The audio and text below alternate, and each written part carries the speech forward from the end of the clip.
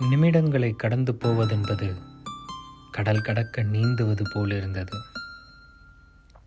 மாலை வரை காத்திருந்தால் தெரிந்துவிடும் அந்த பூமகளின் ஊர்வலம் எங்கு செல்லும் என. அவள் ஏறிச் செல்லும் பேருந்து என் போதும் அதுவே அவள் ஊரைச் சொல்லும் என காத்திருந்தான்.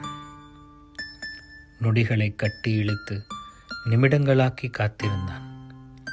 நிமிடங்களை எல்லாம் ஒன்று சேர்த்து மணித்துளிகளாக்கி காத்திருந்தான்.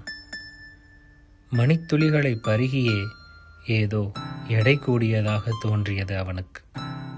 பருமனாகியிருந்த உள்ளத்தின் எடையை ஒரு மணிச்சத்தம் உருக்கிவிட்டது.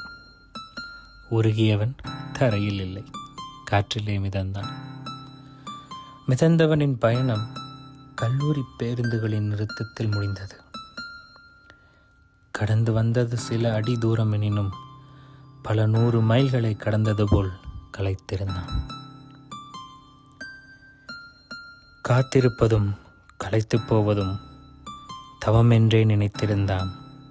அந்த பாவையின் முகம் காணும் வரம் ஒன்று கிடைக்க தவம் வீண் போகவில்லை.